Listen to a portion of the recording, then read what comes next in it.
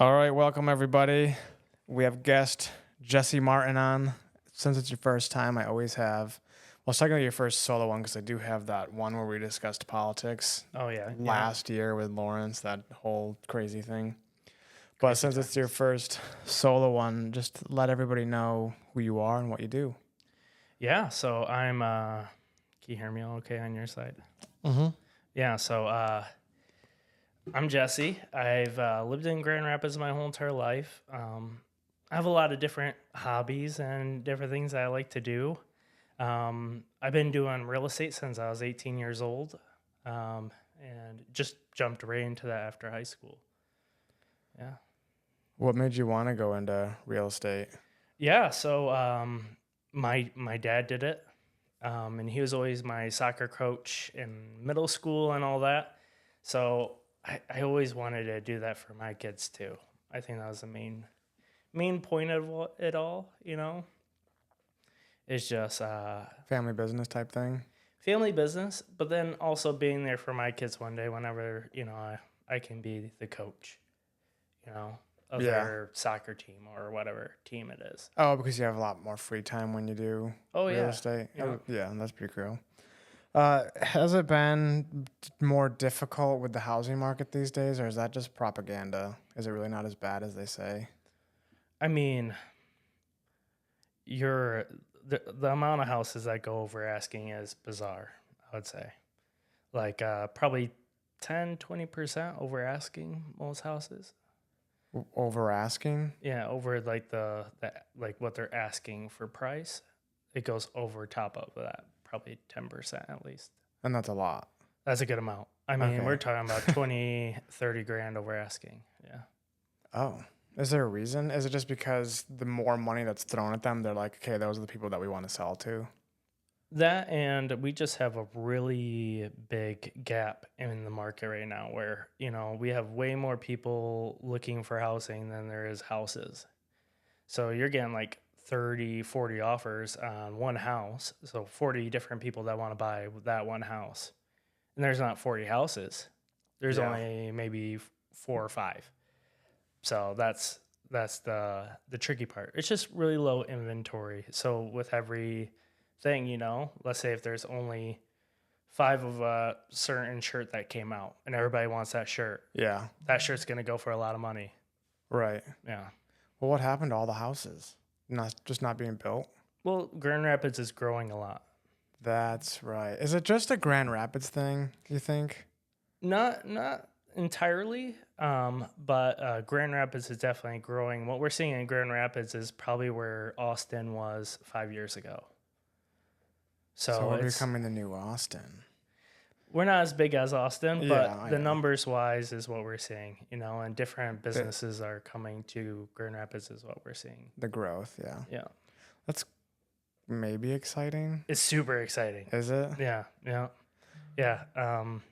What makes Austin so special is where I'm going. I know Joe Rogan's podcast is there now. Yeah, so that's cool. There's a reason why Joe Rogan went there though too, right? Yeah. He could have gone probably anywhere he wanted in the whole entire world. He went to Austin. I actually have one of my friends from high school, or kind of my childhood friend who left in high school and went to Austin. It's a very weird place. I've been there a couple times and it's weird, it's almost like have you been to like Portland, Oregon at all? Have you heard things about Portland, Oregon? I've heard a lot about Portland, and then I also used to watch Portlandia. Okay. Yeah. So you understand kind of the culture there and different things like that, right? Yes. Okay. Yeah. It's a little weird. They want to keep it weird too. Well, Austin has that same thing. But the difference is there's also cowboy hats. So it's a bunch of hippies with cowboy hats, basically, is what I would say Austin is. So it's a good balanced mix. It's a good balanced mix, but it's also like just this weird pot of people that go there. Well, like the way Joe Rogan describes it is it's a blue city in a red state. Yes. Yeah. So yeah. there's like that. Austin created the breakfast burrito. So that's part of like the Tex-Mex culture there too. What makes a breakfast burrito? Eggs, probably, right? Eggs, maybe Yeah, some I other know, things in it, but mostly eggs. I didn't know that they created it. I thought it was just a thing that kind of popped up out of nowhere. No, yeah, they created that. And then Grand Rapids is actually known for the wet burrito.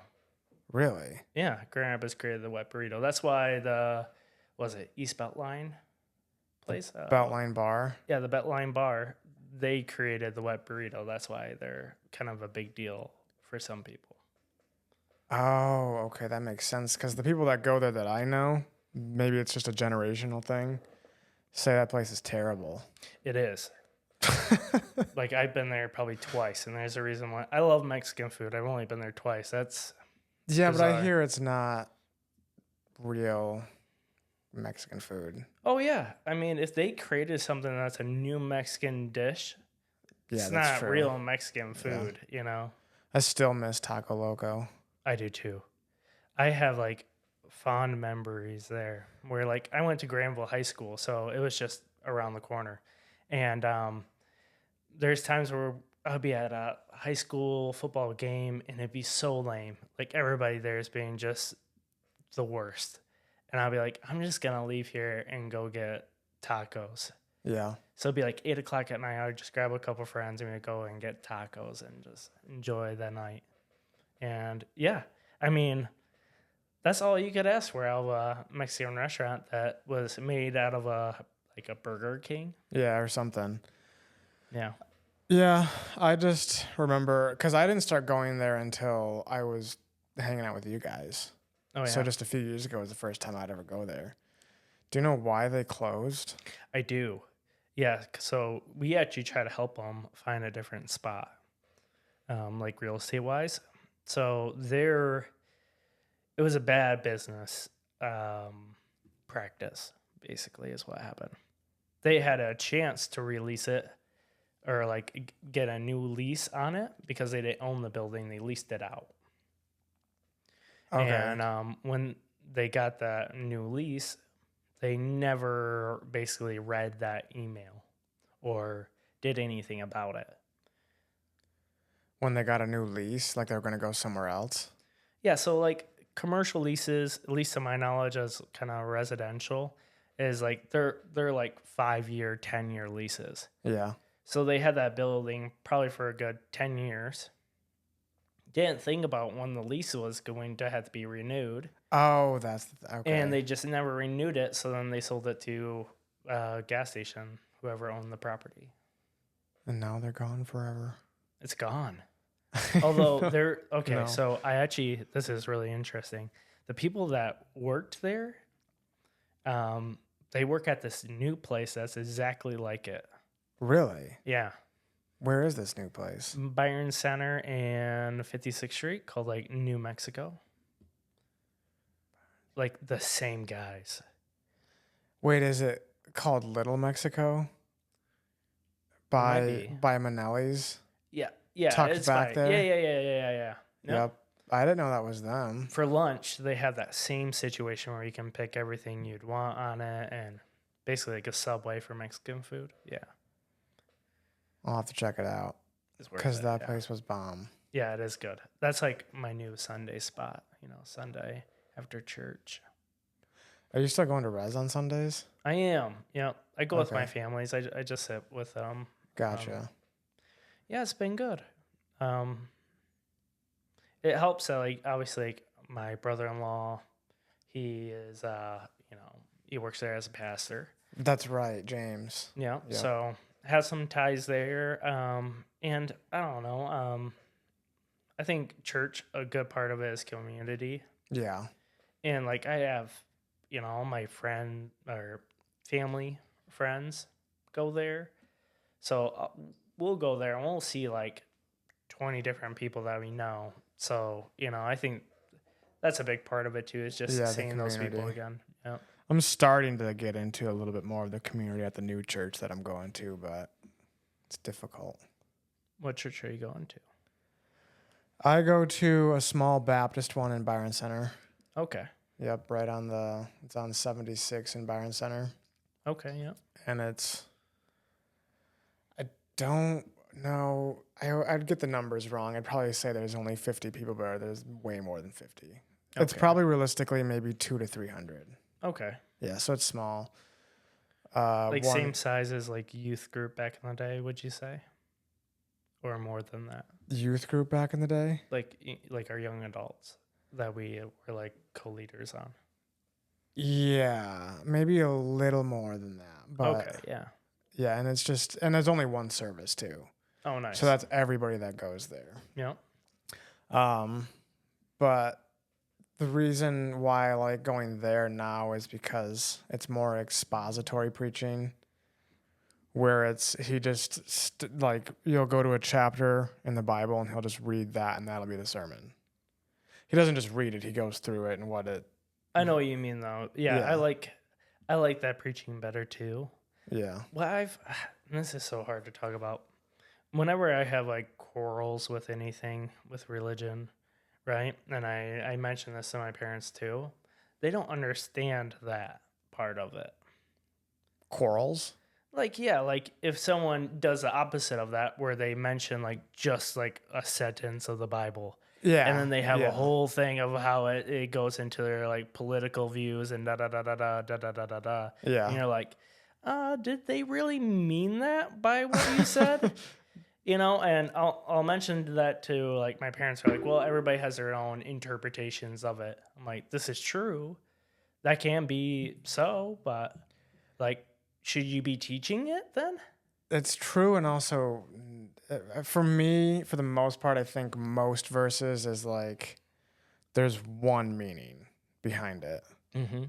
It's not when we get into the everybody has their own interpretation, it can get a little muddy because when Jesus says you'll have abundant life, if somebody takes that as, oh, you're going to be really, really rich, if you follow me, to me, that's like, it can happen. You can become rich, yes, but I don't think that's what he means. I think he just means by following him, you have abundant life. You're going to have eternal life, basically, is what he's saying.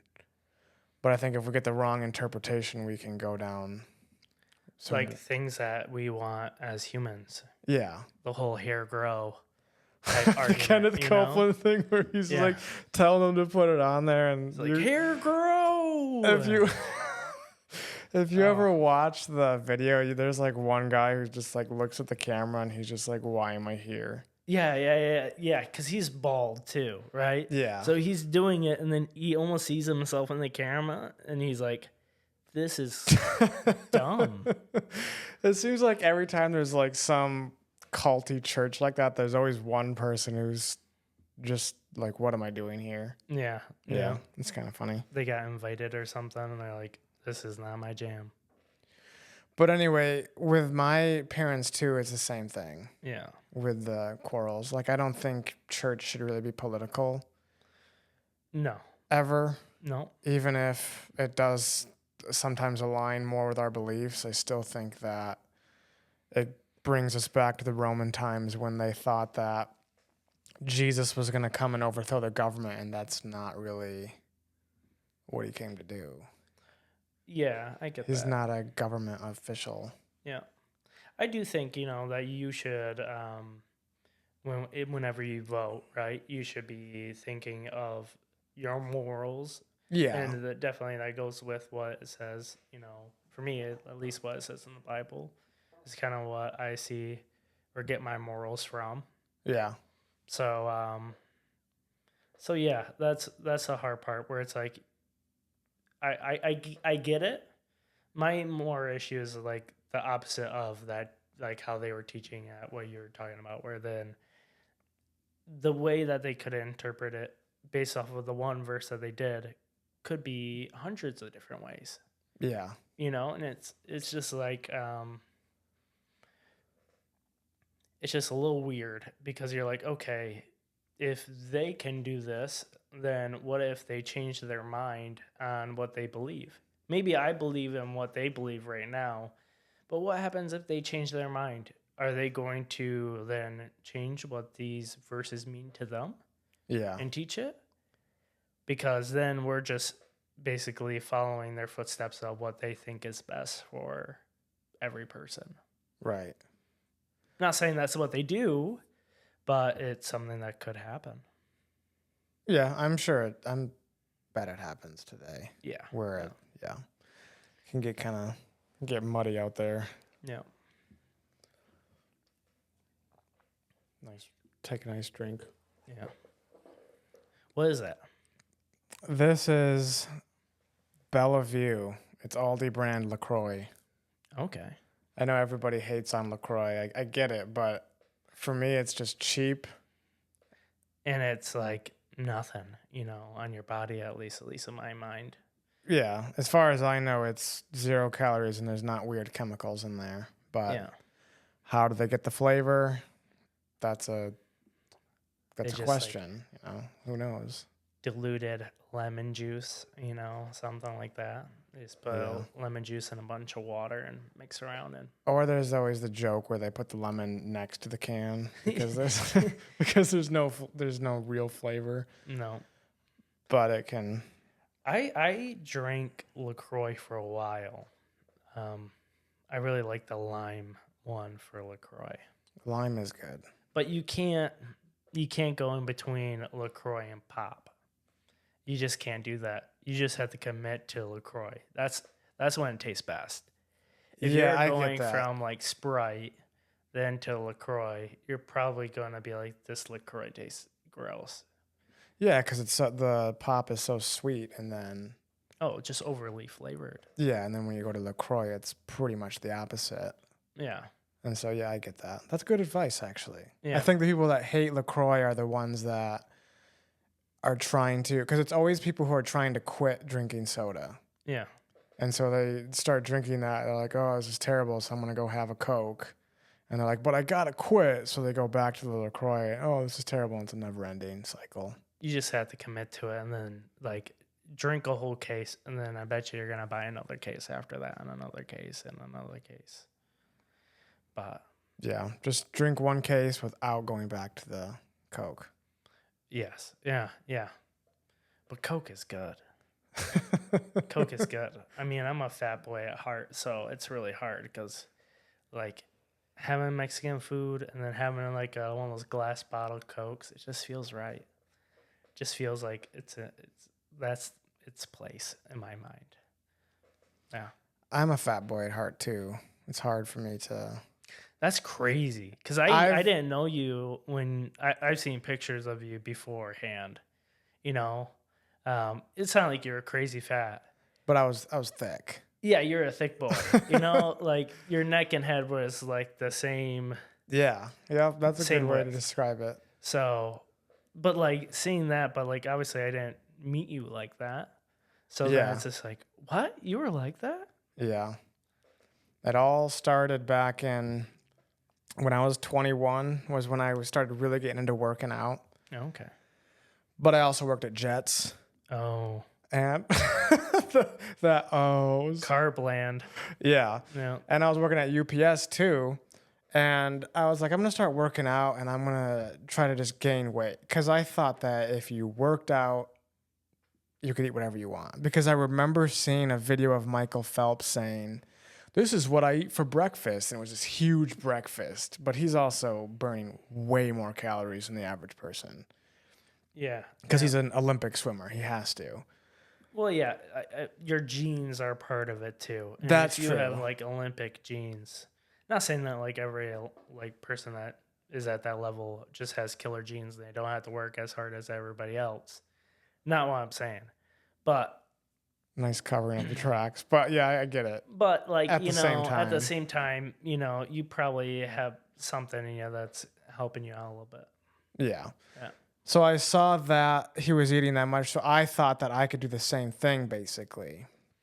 So I would eat a Jets slice, the ones that you get for lunch, those big old slices. I would have at least 3 of those a day on top of everything else I was eating. And each piece is 500 calories. So there's 1,500 already there. And then I would also be taking mass gainer and everything else I was eating in between. That's crazy, dude. I remember being 200 pounds at one point. Yeah. And it was harder to move. Yeah. But I was really big. Like I had I was like stocky fat. Yeah. Like, what do they call it in the Arthur show? It was husky, when Arthur was getting husky because they didn't want to use fat. That was like the beginning of PC political Arthur, correctness. Are you talking about like the Arthur Reed, the aardvark. Do you know what I'm talking about? Are you talking about like the kids show? Yeah, Mr. Ratburn. Yes. Yeah. I remember there was an episode where he couldn't fit into these pants, and so they came up with the word husky. So that's what I was, husky. I like the word husky. It's kind of funny. Husky's good. Chubby bunny, I like that too. Chubby bunny. Yeah, you're feeling a little chubby bunny today. Yeah, I'm gonna start using that one. Chubby bunny.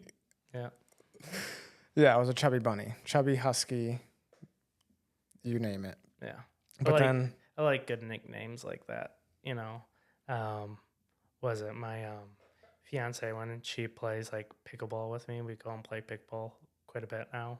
Just a nice little hobby. But she never bends her knees to like hit a ball. You know. Yeah. She just like bends over from her waist. So then I call her No Knee McGee, just because I feel like that's hilarious. Probably not the nicest nickname. Now I'm thinking about it, but it is hilarious. I'm like, oh, there goes No Knee McGee going and trying to hit the ball again. Does she get really mad at you? No, she thinks I was gonna it's say funny. she is. She did say yes to the Jess. So She did, surprisingly. you excited? I am. It's a different step. I didn't know. She's a very interesting person in my mind. She's a fun person, which helps a lot. You know, I don't really ever get bored talking to her, being around her. You know, like, obviously you've been in relationships. Yeah. There's a point in time where you hit a relationship, at least in me in the past, where you almost know what they're going to say before they say it. So you almost do them just like... Set them up. Well, they're just going to talk about their day and how it was terrible and yada yada yada, and you know, like, you get that call and you already know exactly what they're gonna say, and you almost start to tune them out just because you're like, oh, I've heard this all before. Yeah, it's Groundhog Day. It's terrible. I don't like doing that. I don't like being that guy, but it's just the fact of the matter that does happen. Yeah. And she's like the first person I met where I don't really get that way. Where I'm Even like, now? Even now. Whoa. Is that Well, one of the it's not too- things that made you know that she was the one? I don't know if there was like an exact moment where I knew she was the one. She made it through the 3-date rule. That was huge. Which is? Okay. Wait, were you still doing the thing where you drive around in the car and try to make it? Yep, that's the 3-day rule. I'll mention it to them. So I did this thing where, you know, whenever I want to date, just because previous relationships weren't that great, you know, and I'm like, Yeah. how can I, you know, I wouldn't know this until like 3 years down the road when it felt like it was too late at that point to do anything about it because I already committed to this relationship in some regard. And I'm like, how can I weed these people out? That sounds terrible, but like, how can I make sure that I'm not going to get myself in the same situation that I seem to always be getting myself into? Yeah. You know, where it's like, you know, she didn't act like this 3 months ago, but now she's acting crazy. And, or like you know, and then there's fights. And maybe we pull it back together and we're together for 2 years and then it's over. Or maybe we just fight, and then it's over. Yeah. Or we don't talk to each other that great. So the 3-date rule is the first date. I would bring these girls on a drive. And the nice thing about the drive is it can be as long or as short as you would want it to be. Mm-hmm. Obviously, you can't go forever, you know, so, you know. Right. It's still a date, you know, you can't just like kidnap that person. But I would, you know, we would go get food, you know, maybe get like, we like go get cupcakes or something after the food, you know, have a good time. Yeah. And I think for me, also being an introvert, it would really help me because when I'm driving, I'm not thinking exactly what I'm talking about. You know, Yeah, it loosens up a little bit.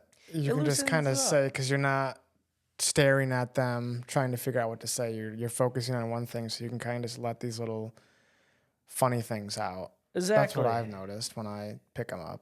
Yeah, yeah. So I'll just be driving, and let's say it's terrible. We're fighting. First time ever, me and this girl, we're already fighting. I can just turn around anytime and just be like, this isn't working. I'm dropping you off at your house. That's happened before, where you're already fighting in the first date car I've ride. had that happen. Yeah. We were like, That's wild. yeah. Or she'll just be nagging about like something like right off the bat with her day. And I'm just, it's not necessarily like, oh, well, she's a nagger. That's it. But like the things that she was nagging about was obviously like her fault. But she think like, let's just point fingers Yeah, at but who you don't it want was. to deal with And I'm that like, this negative. isn't going to work out. So I just, Yeah, and you don't made the want to day deal with shorter. that negativity right off the bat. Like, there's Yeah. got to be a little bit of a mask for the first date, I think, Yep. where you're a little bit more uppity. Yep. And that's why we have date number 2, because date number 2 will cancel any of that out. And that's trial by fire. So there's a drive, and then there's trial by fire. Trial by fire is you go to the busiest restaurant, the most annoying restaurant that could have good food. That's not a necessity on this date, but good food's always good. Yeah. But you want to pick the worst seat in the place. You want to do all that and just see how they react in a chaotic environment, because that will happen in a relationship. There's going to be times where it's not going to be easy to have a fun time, but can this person still enjoy our time together? Yeah. That's a fun date just to see how they do. Like, I would bring them to Taco Corporal. You know where that place is on 28th Street? I think I've gone there. Is that where you order it and then they bring it out to you? Yeah, but you have to pay in that line. Yeah. Yeah. So I would pick the seat that the line always bumps into. So then there's a constant like person right next to us. That it would just a random person would be just like talking to someone else right in front of us. So then it's always loud. It's always loud in there. It's always loud. It's so super annoying, and it's good food, Yeah. but it's gonna be a little chaotic. And that's just good to see how they do in those environments. Because if it is someone that, let's say they're putting on a phase of it, that's when that starts to crack, if they're Starting to crack. yeah, if it's a bad time, or like it's not easy to have a good time in a situation like that, at least you can kind of see it at that moment in time. I don't know if this sounds bad. Like, I wasn't mean to these ladies, but like I think it's just good to. Well, when you're talking about spending forever with someone, you want to make sure that they're worthy of your time. Yeah. And why not get that out of the way in the beginning? Yeah, right? I just think it was this smart way to start dating. It's like, obviously I want to show the best qualities of myself. I want to try to be as real with these people of who I am as possible. Yeah. I don't know if they're going to do that. I don't think I'm a bad guy. I'm not the greatest guy, but I'm not a bad guy. I try to be as, genuine with people as I can be, and, open doors for everybody that I can. But like, I don't really know these people that, you would go on those dates with, No, not truly. you have to vet people. Yeah. This isn't, there's a difference between, you grew up in a Christian home, right? Yeah. So I think in most Christian homes, we're taught that dating should be a little more intentional Yeah. versus just going out and trying to have fun. And Having fun doesn't work. I don't think so. At least in my own mind. No, it doesn't, because I definitely veered off the path for a time where it was like, well, I'm not going to follow intentionality. I'm just going to go out and go on as many dates as you can, right? yeah, and just, let's just get drinks and see where the night takes us. And obviously it goes exactly where you think it will yeah, go. this is rated E for everyone, so it goes where you thought it would go. But Yeah. So I think when you're more intentional, trying to get to actually know the person versus, oh, she's just hot and I hope this goes to something else, sex. But Well, yeah, and then also like for caring about the person, yeah, like for me, like maybe this is not a good thing to do, definitely in today's society. But if I start going on dates with the person, I'm gonna start to care about them a little bit. Maybe, who knows? It yeah, might happen. So if it's someone that even I think, oh, this is just for fun. Like I can't control if I just start caring for someone, and then what happens? Now I care for someone that maybe I don't agree with on certain areas that are kind of key. I would imagine to agree with when you're in a relationship, like yeah, long term relationship with. right, yeah. Well, Obviously, you guys can talk those things out, but if it oh, goes to like a moral level of things that you would like to, basically how your kids would like to be raised or different things like that, and you can't agree on that, where do you go from there?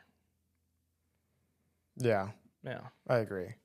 So yeah, you want to be a lot more intentional, and Yeah. I think putting them in, it just sounds weird putting them in certain situations, but just Trial by fire, dude. yeah, feel them out. Trial by fire. Just get that done with right away, And, the main part is like when you're doing these helps, it also for me at least, it allowed me to see how that process went before I committed myself to like fully into like that relationship. Yeah, Because I was weighing the waters first. Beforehand, you just kind of just see how it went. Um, so, and then the last one was just have a fun date. number 3's Yeah, fun date. go on a fun date, see how it is like, and then the opposite environment of that. Go somewhere where she's gonna have a good time. You know, Any suggestions? zoos. Something. Axe throwing, different things like that.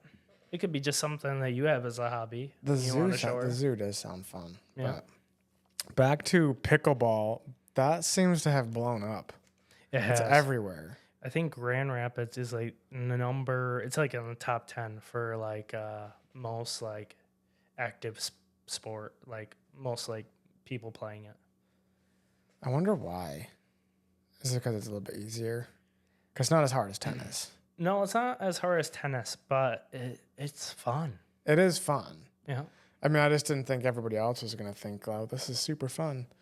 But it's like a mix between ping pong and tennis, right? Is that how you would describe it? Like it's like a big ping pong table, but you're actually able to go on the table. I would say it's tennis for old people.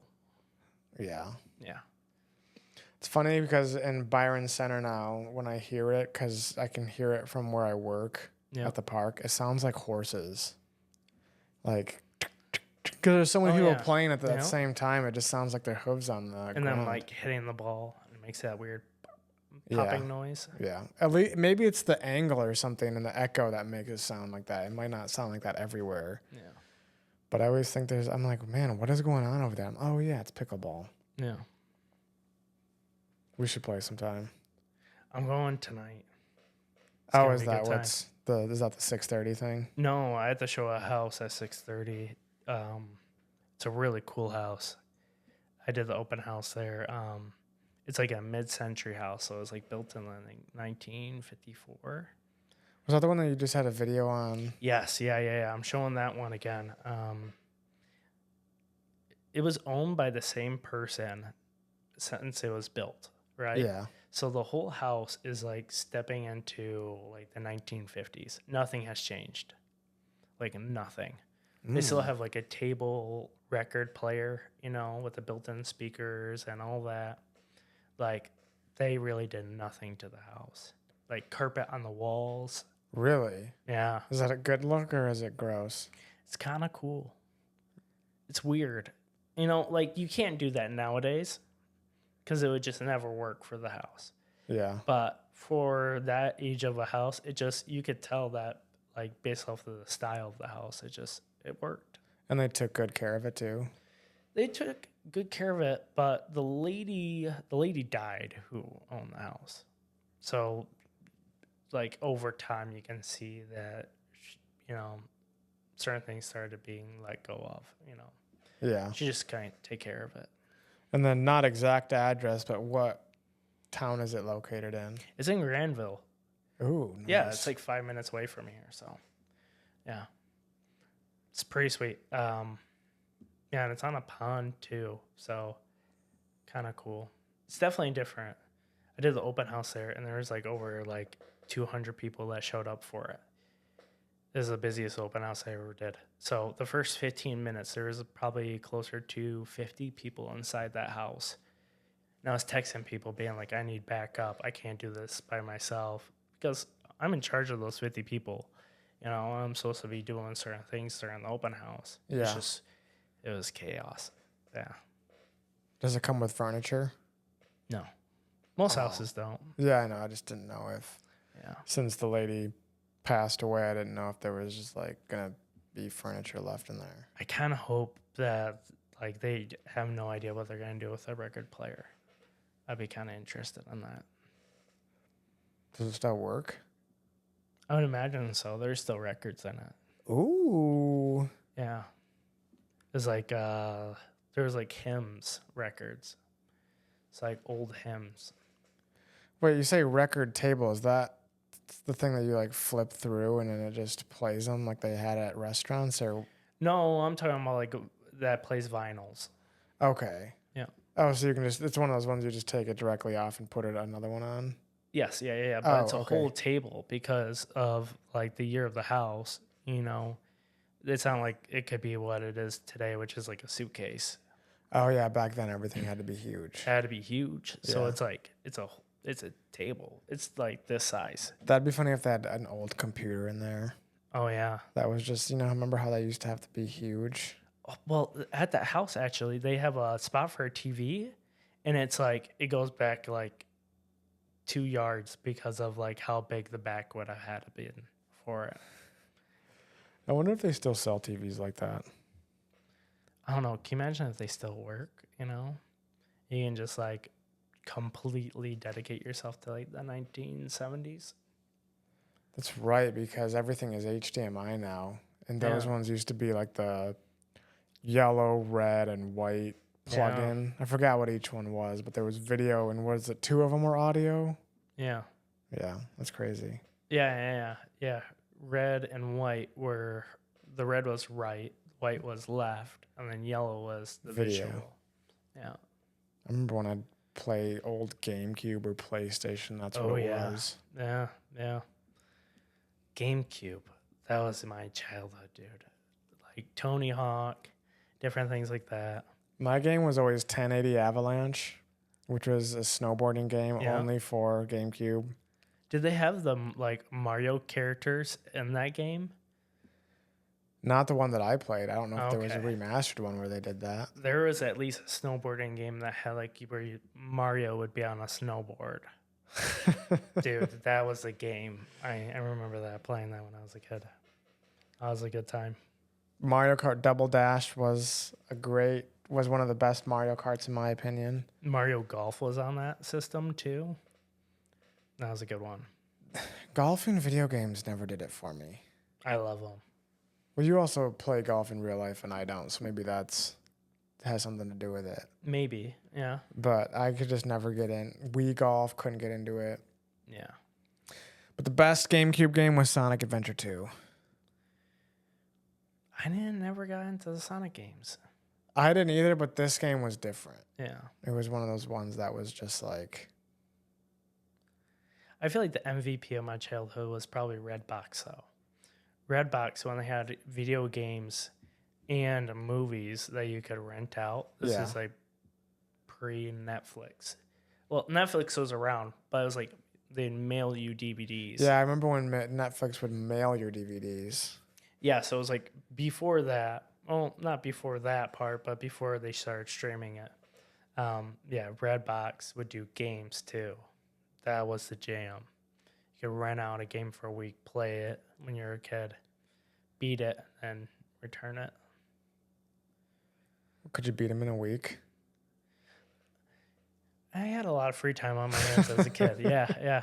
I would say I would have, I know there would be like Sonic games, There's probably like 4 hours of like game time to beat the game, Yeah. Yeah.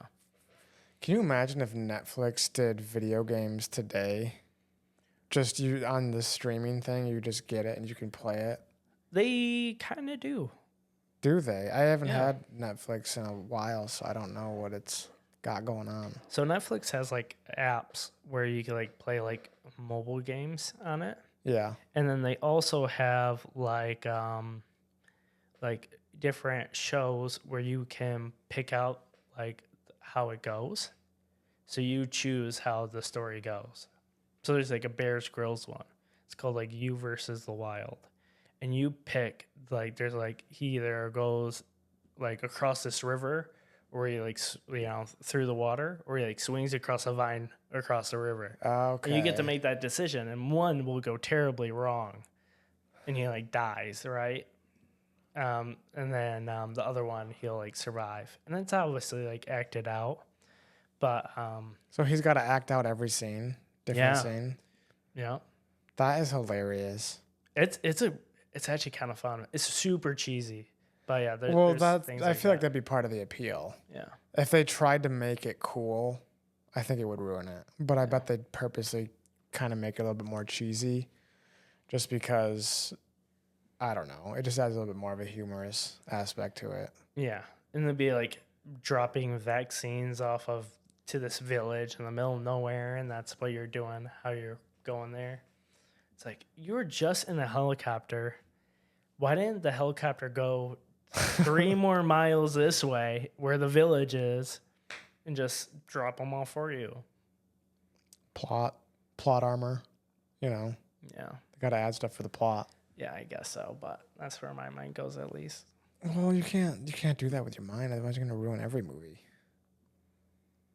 I don't know. Most movies nowadays, for sure. But Yeah, they're terribly written. yeah. Not fun anymore. I like movies that like it gives you so much anxiety because you know the person's making the wrong decision over and over and over again, and then it just blows up in their face at the end. There's like some movies like Good Will Hunting where he keeps on making the bad decision. He has this amazing gift of like knowledge. Yeah. And then he just keeps on blowing it. Just like blows it with a girl that was like the girl of his dreams, super like awesome girl that gets along with all his friends and makes them all laugh. And then he just like throws her into a wall and like starts like yelling at her. It's like, dude. I feel like it's more realistic though. Maybe not necessarily the throwing her at the wall and yelling at her, but the constantly messing up part of life. Oh, yeah. Until you finally get it, or you finally don't. Some people never get it. They just keep running through the same circles, and it just never gets better for them. But can you imagine someone else watching you in like third person? They're like, dude, why do you keep on doing these dumb things? In some way or another, they do if they're watching on YouTube. This is true. If you are on YouTube, like if they're watching me somewhere else, I'd be a bit creeped out. Yeah. That would be funny if somebody was texting me like, "Dude, why do you keep doing this? Like, how do you know that?" And it's like, "Oh, well, I'm kind of watching you from a drone, like 3 feet above your head." No, constantly in the house watching you while you sleep. You really should sleep on your back instead of. That would be the creepiest one. Yeah, but I think about that type of stuff a lot too. That's weird. Really? You ever feel like in the Truman Show? You ever thought about that? Like, if that could be possible for you? Yeah, I think anybody who's seen that movie has thought that. Yeah. Like, could I be in some weird simulation? Am I going to hit the wall at the lake? Because I've never swam that far out in Lake Michigan. So technically, I don't know. Yeah, and if you go on a plane, how do you know that you're not just like in a tube where it's like green screens around it? So you think you're like in the air, but you're actually just like on the ground. Sometimes flying is unbelievable. It is. Because I just got back from Memorial Day, we went to New Hampshire, hiked Mount Shikorowa, and I flew there with my sister. And I knew you went above the clouds, but at one point we were so high above even the clouds. I was like, what on earth? Yeah, everything's white. Yeah. It Yeah. just felt surreal to me. Yeah, it is weird. It's weird that like we created that too. Planes? Yeah. Yeah. And then we're like, this is all like a really good idea. We should like send hundreds of thousands of people up each day into the sky and then just hope that everything goes how we think it's going to go. And then if some weird politician does something wrong or somebody's a whistleblower, one of those flights is just going to disappear. That's a crazy thing. That like guy who died because he's like trying to. The Boeing guy? Yeah. Well, no, he just felt so bad after whistleblowing that he killed himself. Yeah. He's like, oh, I know like I have obligation to all these people, but I'm just feeling really sad today. So all this obligation I have to people's safety, I'm just going to, Yeah. That's what really happened. Yeah. But that is really weird. Realistically, that he did that and then all of a sudden he had suicidal thoughts. Yeah, there's a lot of weird things. Yeah. There's a guy who like created a engine out of like water, like where it would run on water.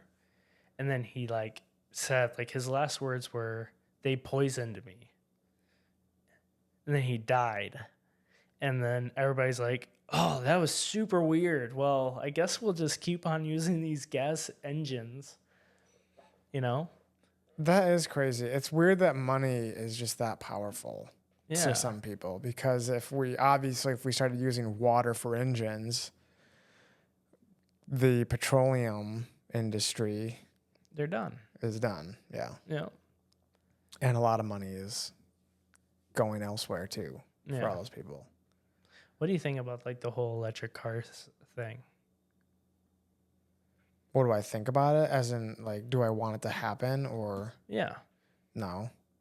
First of all, I mean, I can't prove it, but I don't think that we have the grid for that. Yeah. Electric. If we went all electric. Do you have to take that? No, I'm good. Okay. No. Do you hear about like China and what the tariffs that are going on right now? I don't know how much you follow up on that. No, I don't know. So Biden just did 100% tariff on China. The reason why he did it is because they released a new car that's electric, but guess how much the price of it is? How much?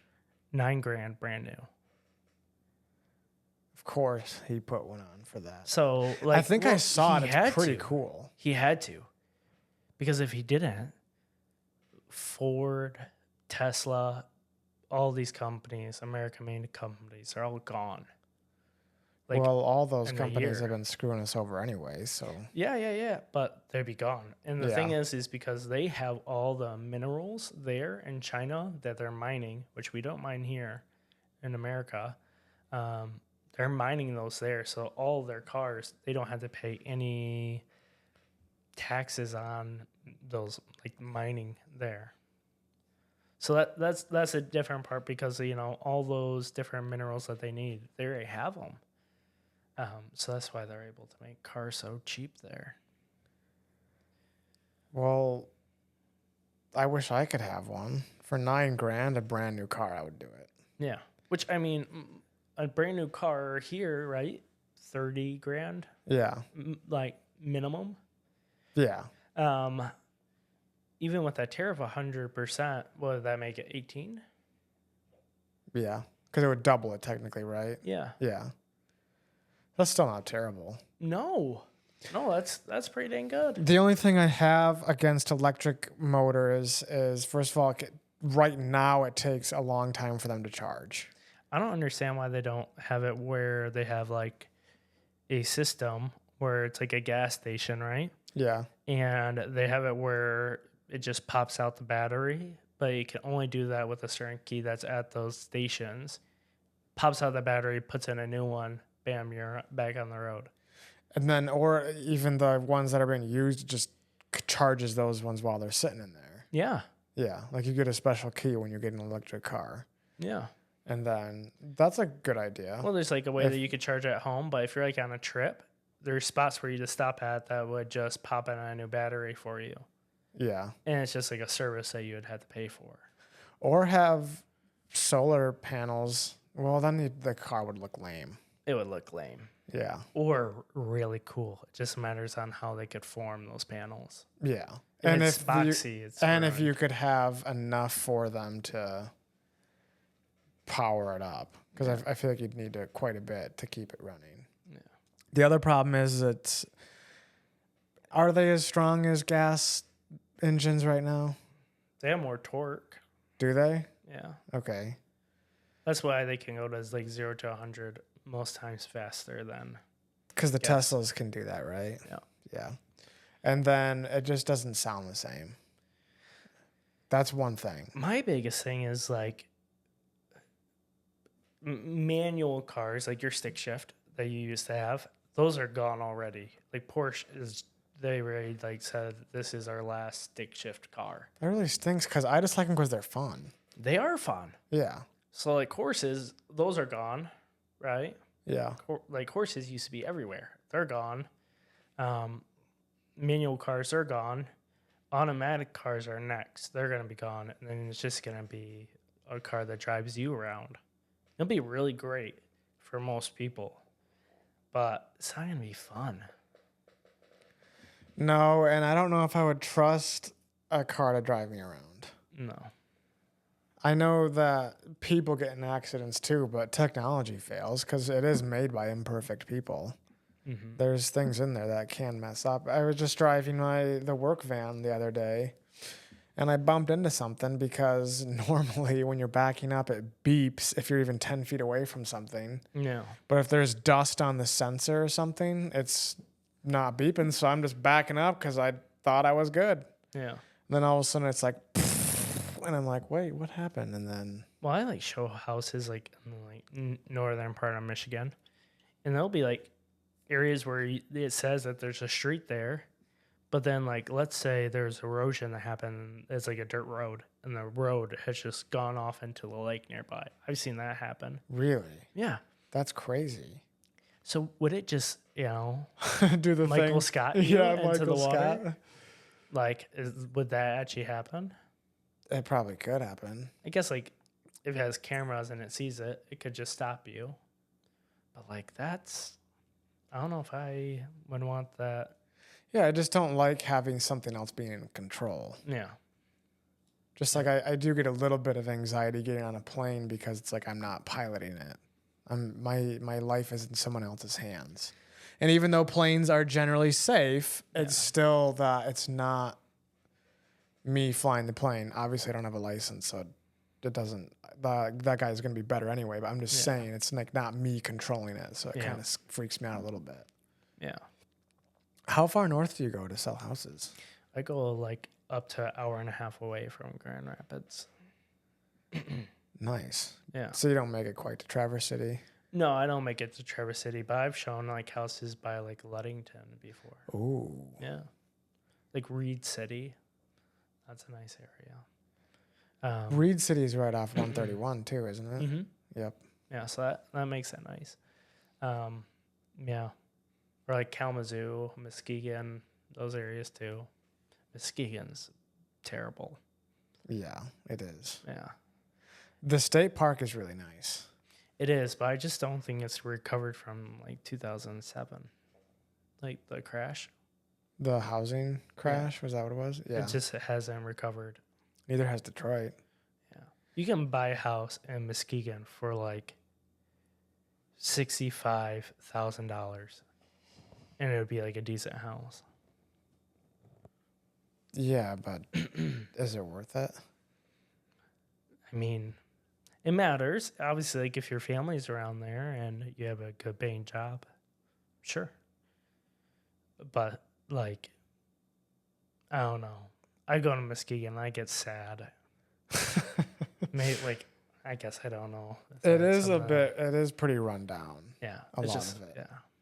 The only thing that's nice when I go there is the state park, the beach. Yeah. Either PJ Hoffmaster, which I think is kind of by, And there's also Muskegon State Park because there's a cool place where if you can either take a left or a right. Left is to the pavilion, right is a different way. If you go right, you can kind of park on the side of the road, and there's this beach over there that A lot of more investors, secluded. though, have been putting money into Muskegon. So I wonder what it's going to be like in 10 years. Yeah, because it has potential to be a really nice Oh, yeah. place. It's right by the water. Yeah. Has like plenty of hospitals in that area, too. And yeah. Yeah, it has potential. They just need to do that with Rogers City, too. Yeah. I don't know if you've ever been there. No. It's on the northeast side of Michigan. So it's on Lake Huron. No, I don't go over to the east side too much. I only go there if like I have to go to like a concert in Detroit. I drive to Detroit often for my main job, the welding job. Yep. And that's pretty sad, too. Detroit? Yeah. Yeah. Unless you're downtown, it's completely run down. Just garbage in the streets. Well, like it seems like people just go to like downtown Detroit too to go to those types of venues. Yeah. That's mostly why. It's like a ghost town city. It's like a skeleton almost in my mind. Like you'll go there for like an event and there'll be only people there for that event outside. Yeah. That's just weird. Yeah, it is. And then like everything surrounding it, like everybody lives in the communities like a half an hour away from Detroit. Yeah. Yeah. It's pretty scarce. That chair is squeaky. It is, yeah. I know. I want to get some gaming chairs for in here. Yeah. Because I feel like that'd be really comfortable if you could like have armrests and. I think it's good to have people a little uncomfortable. Really? Yeah. I think being uncomfortable is a good thing sometimes. So keep the squeaky chair is what your suggestion is? Yeah. Keep people a little uncomfortable. If you give people like that couch that you have behind you, like they're going to not be attuned to the conversation. They're going to just slowly sit back into it and Snooze. Disappear. Yeah. Yeah. Being a little uncomfortable is good. Yeah. So do you plan on doing real estate for the rest of your life? Yes. Yeah. So it's something you enjoy. I do. Yeah. Okay. I mean, it changes so much. You know, I go through crazy houses all the time. So there's plenty of stories and different things like that. No days like the same, you know, so yeah, keeps that it would nice. Be fun. Yeah.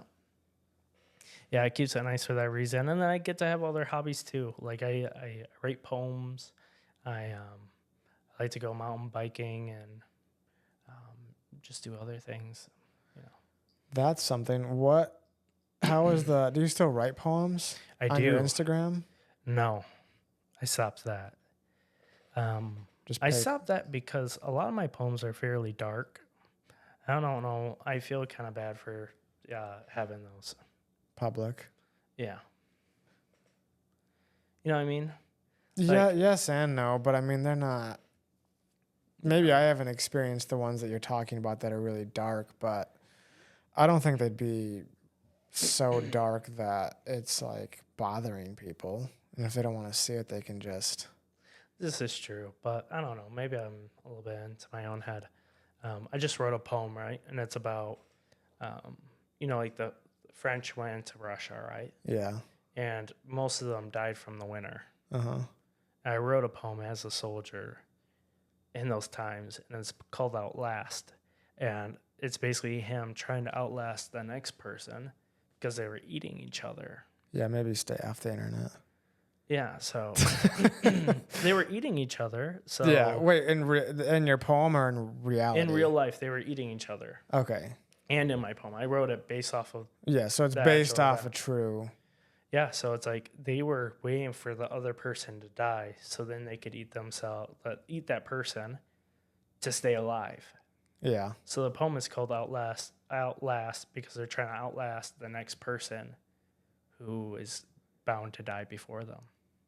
That is very dark, but I also feel like there would be an audience for it. Yeah. Because it is realistic. Yeah.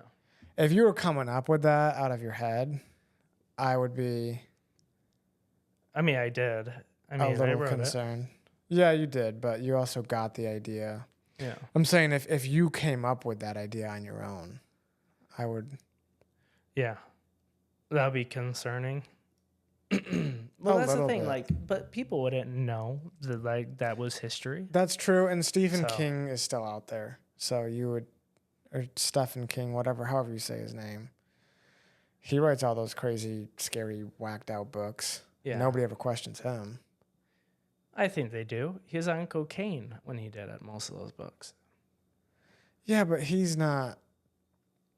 Is he like outed by society? No, I That's- mean like he's that's what I mean. glorified. Yeah, Yeah. yeah. Well, I like Edgar Allan Poe. You know, Mm-hmm. I really love his poems, and that's why, just because it's such raw emotion, even it's something that's like why is he talking about this? Yeah. This is something that like you shouldn't be talking about. Or acting kind of crazy. Yeah. It's like, did people think he was crazy? But then he was friends with like people that were like presidents. So like, I should read his yeah, books, his poems. he has a lot of interesting ones. I'm trying to pull up this poem real quick, see if I can.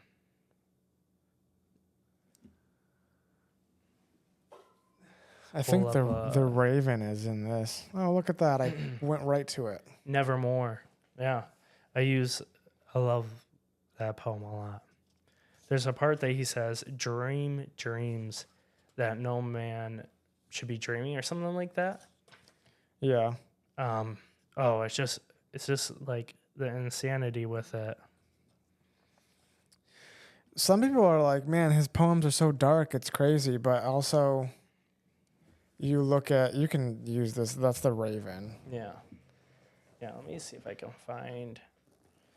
People the are always earlier talking about how poem. dark his poems are, but then when you read some of the Psalms by David, Yeah. those are pretty dark too. Well, Some of them. it's supposed to be raw emotions in my mind. That's how I see it, at least. Yeah, and people don't like that. It's No. kind of like a turn off for whatever reason. Doubting, dreaming dreams no more mortals ever dared to be dream or ever dare to dream before.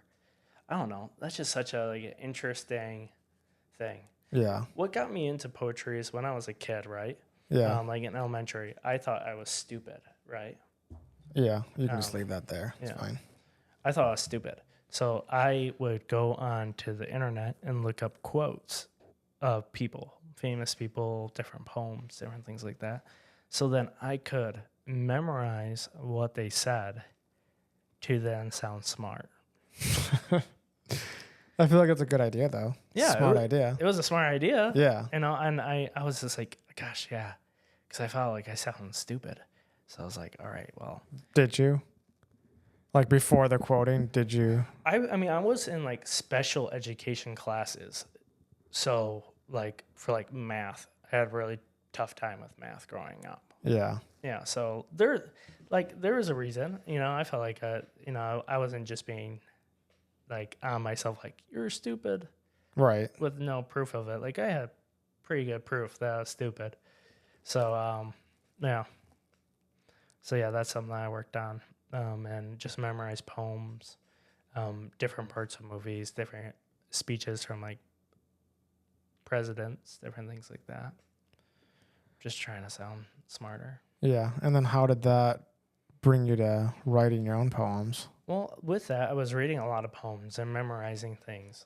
There's a poem that I really like called "My Darling Sarah" by Shane Koshian, and he has this things where he says, "She has a throat like a vase. She sings her words into bloom.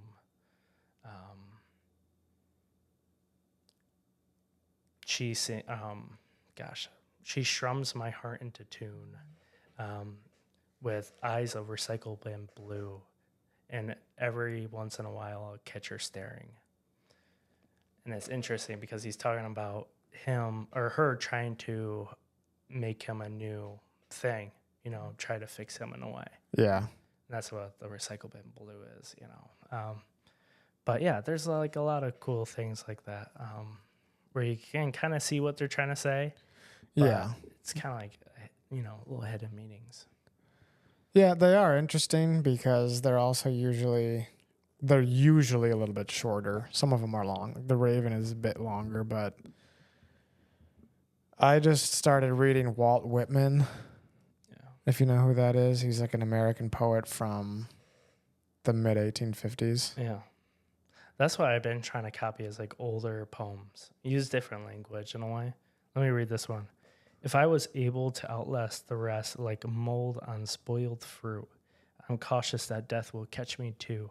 The king will live from this Russian devil's winter chill, but I crawl into the hardened foreign snow to escape the wind on which I feel. Death follows our fleet, consuming those who consider this winter to be our defeat. I eat their flesh like death itself. To survive as a soldier, you must give up on your morals. Morals are for home and full bellies. You must kill that part of you. The best way to make it home is to have no home at all. I am no longer French. I am no longer a man. I'm a product of death. Other soldiers' thinned out bodies are keeping me from getting eaten by friends and family. I've caught them peering lately. I feel their breath wetting my skin as I sleep. I am certain I will be consumed before the cold changes the temperature of my meat. And I don't blame them.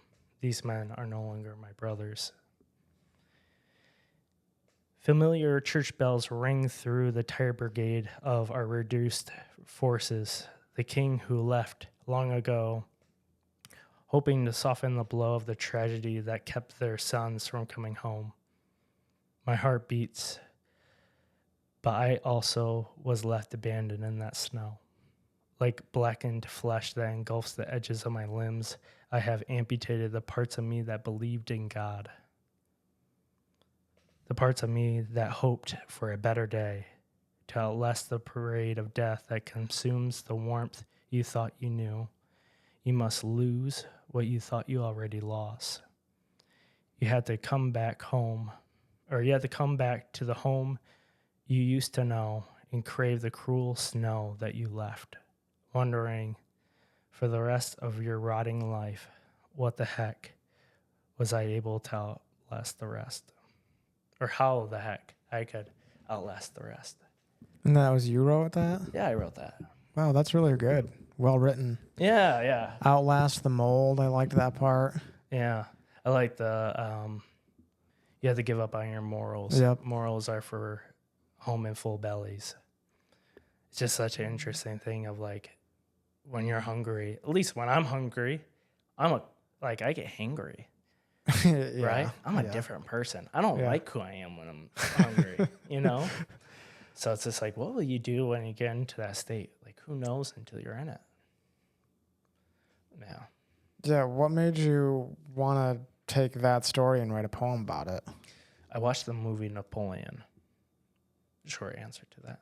With Joaquin Phoenix? Yeah. Terrible movie. Don't watch it. I heard it was terrible, but... It was terrible. But that whole scene of him trying to like make up for it, because he's like hundreds of thousands of people died during that walk back, and he basically had to like he rode on a horse. No one else had horses, so he would ride on horses there so he could basically explain like, hey, it wasn't that bad. We actually won. We made it to Moscow, but we had to come back, and that's why he basically got like. He stopped being king after that. Yeah. Yeah. It was on the walk back where they were dying and... Oh, yeah, the winter. Eating. There's like one day there that was like negative like 50 degrees. And like that's Russia. They don't really have nothing back in those days. Like no like really good coats, like wool coats for everybody, maybe. Unless you were Russian, right? Because Russians survived it somehow, didn't they? Yeah. Well, they're used to it too. Yeah, dude, that's crazy because I sometimes listen to this podcast called Real Dictators. And one of them is Stalin's story. Yeah. And he was robbing a train, so he got exiled to Siberia. Yeah. And he walked 50 something miles in Siberia in the bitter cold with no gloves and no boots or something like that. Like it was something that we would die if we wore it. Yeah. But he was fine. Then he realized he couldn't make it, so he had to turn back to Siberia and go back. And then he somehow escaped again. But just the thought of how they can survive that much cold is just crazy to me. Yeah. Well, like, can you imagine, like, also, like, the frostbite that you would get? You just have to live with that for the rest of your life. If you didn't die, yeah. Yeah, and then, like, also back in those days, like, bathing was, like, looked against. Like, if you bathed, you were dirty. Is that weird? Like, that's definitely weird. Because, like, when they would bathe, right? Yeah. They would bathe in, like, a certain pond, and everybody would bathe in that pond. Well, then all those diseases stay in that pond, so people would go to that pond and bathe. Mm-hmm. They would just be putting on everybody else's filth. Ugh. Yeah. So then it was like if you bathed, most times it was like once every 4 months type deal. Yeah. That's really gross. That's where like that term like don't throw the baby out with the bathwater. It's because the whole family would have to wash, and it would start off with the husband, wife, kids going from oldest to youngest. So by the time that the baby went into the water, it was like black. So you wouldn't be able to see the baby in there. Hence, don't throw the baby away with the bathwater. Yeah. Yeah. That makes sense. Yeah. People are gross, dude. That is gross. I wonder, I was going to say, I wonder if your body would eventually start cleaning itself if you didn't take a shower or bath, but obviously if the water is getting dirtier, then that's not the case. Can you imagine? Like, if I don't take like a shower every day, I feel gross. I can go one day without doing it. Yeah. But I think that's because I weld. So any day I weld, I have to shower. Mm-hmm.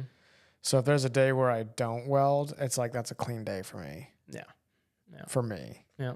But yeah. So yeah, but I can't imagine getting to the 2-day mark. Yeah. Your hair starts feeling different. Yep. Yeah. No way. That's how it was in New Hampshire, though. I went 2 days.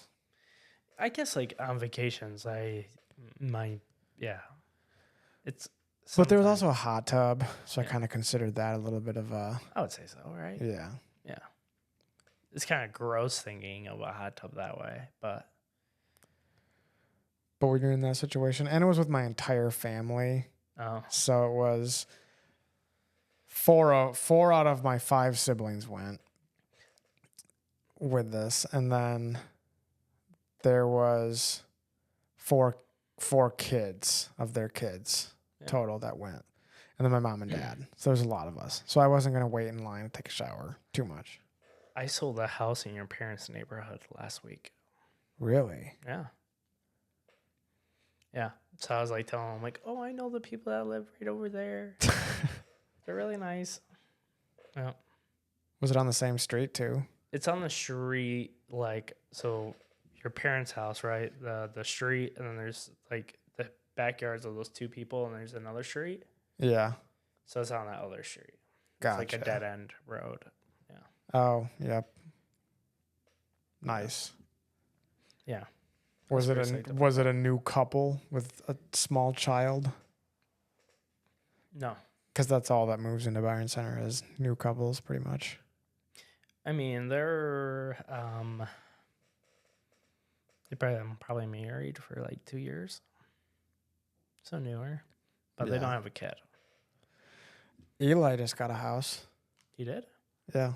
Oh. Him and Kaylin are now homeowners. Oh, that's awesome. I'm pretty sure they bought Kaylin's parents' house. Oh, really? Yeah. I want to move out of Michigan. Why? It's just such a why. I just like I want to live in Arizona for a little bit. That's I think a mistake, dude. It's a mistake. I would say so. Why? I don't know. Because like, okay, they have like natural springs, right? Mm-hmm. No beaches. if you wanted to go to the beach, it's like a day journey there just to get to the beach. Well, I don't need a beach. You don't need a beach, but it's a nice thing to have. It is a nice thing, and I'm not saying I'm going to live there forever. Yeah. It would just be cool to do there for a year. Yeah. But like if you're in Arizona, right? Yeah. Like you're also have to think about like it's gonna be hot, very hot there most of the year. So if you want to be outside, most people that like live there, at least in my mind, how I see it, it's like there's like people that seem like they're surviving there, and there's people that have pools. And if you don't have a pool, you're surviving. You're surviving there. So get a place with a pool at least. Then I'll come visit you. That's my thing. Also, I want you to stay here. So just don't move, man. Don't do it. Yeah, but I'm just thinking because my buddy John just moved to the UP. Okay. And that's another place that I would like to move. Is That's the a UP. that's a mistake. Yeah, I would say that's a mistake. Why is that? There's just nothing around. There's just nothing around. Yeah, but are you a city person? No, I'm not a city. Well, I grew up in like a neighborhood, so I would say maybe. But like, can you imagine the idea of like, okay, you get home from work, right? Yeah. You want some food when you get home from work. You get to your house, no food, right? You're like, okay, well, maybe I should just be lazy and order food. You can't do that unless there's like a pizza place nearby, like a place nearby. If that's not an option, you have to go to the grocery store. Now the grocery store, based off of where you live, and obviously there's like towns there. It just matters where you're at in the UP, but the grocery store could be 45 minutes away.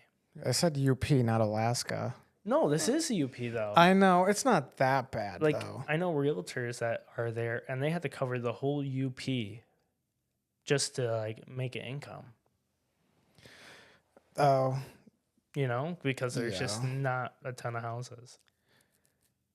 Yeah, but if I could find something that I like, a welding job up there, which I'm sure I could, or logging. Yeah. And I wouldn't need. First of all, there's always a pizza place in most towns. This is true. Pizza keeps people alive. But I also don't think that I would move somewhere where there's nobody. I'd probably be around Marquette or Escanaba. Yeah. But the winters, dude, there are brutal. I'm really trying to keep you here. But I know, because my other place would be New Hampshire, and the winters there are brutal too. This is true. Yeah, but I see, the thing is I love the mountains. Yeah. I know the White Mountains aren't super. Yeah. It's nothing to brag about. Although Ethan Scudder did say that they're some of the harder ones because they're just straight up. They're not as much switchbacks. So you're just going straight up these mountains. And they're pretty high. You can see a ways when you're up there. It's still fun. Yeah. Places I would like think about moving to, right? Yeah. One would be Tennessee. Tennessee is a good one. Smoky Mountains. Smoky Mountains. Those are great. Plenty of trails, plenty of waterfalls everywhere too there. Yep. So that's really great. And just weird people, but cool people at the same time.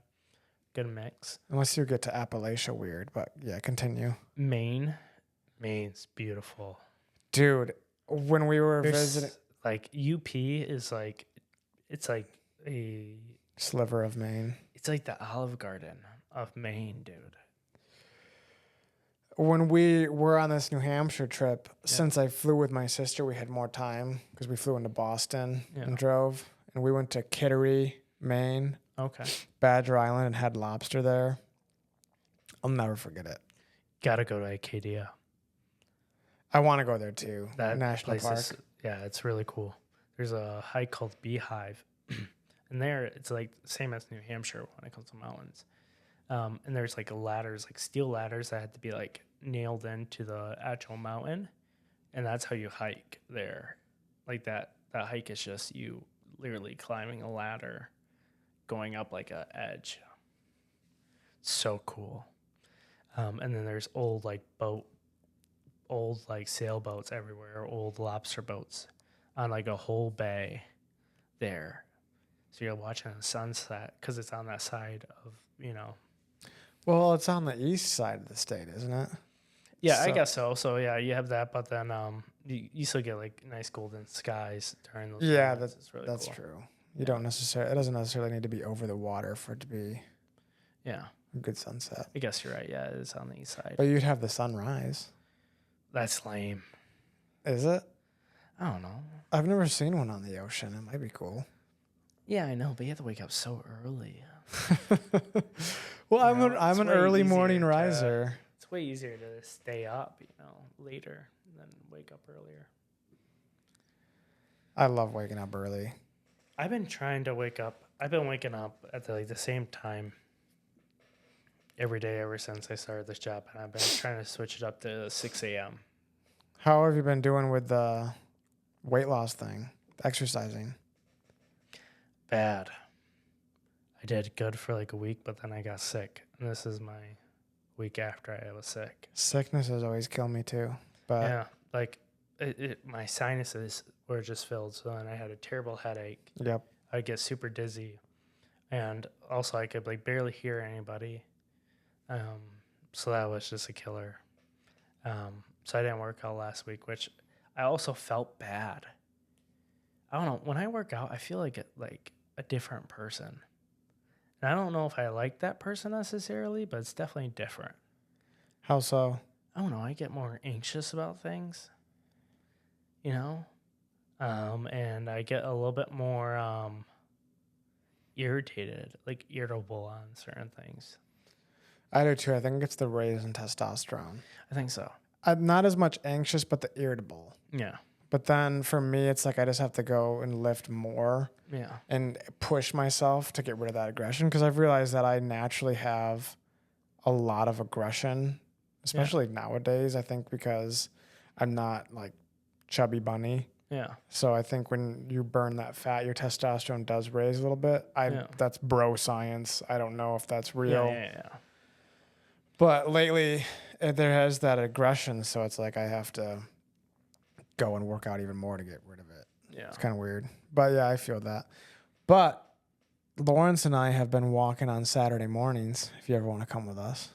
I'll be down for it. I think we usually go at like 7 a.m. I know that's early, but... No. That's good. Mm-hmm. And then we just talk and walk. Talk and walk. Lawrence is a really cool guy. I know. Yeah. He's been on here. I think I have 3 full episodes with him now. Yeah. He's wicked smart. I know. Yeah. It's hard. Can't debate him on anything. I've given up. No. I'll be debating him in my head for like days afterwards. Yeah. Yeah, and I can make some good points then days I'll make after. some day. Then I'll be like, And then I come up with something to say, but it's like, oh, wait, that conversation was like 3 days ago. Yeah. Yeah. Or like a month ago. It's like, oh, well. I also like him because he does challenge me in in a lot of my beliefs a lot too. Yeah. Not necessarily change my mind or make me believe what he believes, but he at least is able to challenge me, and I think that's important. I think that's why I like to debate his ideas in my head too, because that's that challenge too. Yeah. Yeah. He's really easy to debate in my head. Yeah, because he can't respond. Exactly. Yeah. I would love to like call him like 2 days later and just give him my response and just see what he comes up with next. Yeah, and he always has an answer. He does right away. I don't know how. I want to get to that point where I can just, like Ben Shapiro level debate. Even if he's wrong, he at least says something. Yeah. And it's quick. And it at least will sound good. But me, it's like... Ben Shapiro sounds good because he's quick. Yeah.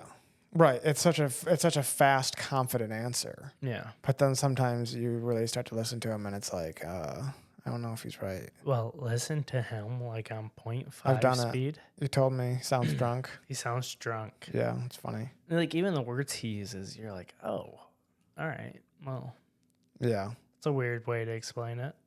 Yeah. But I feel like in most of my interactions, my mouth is faster than my mind.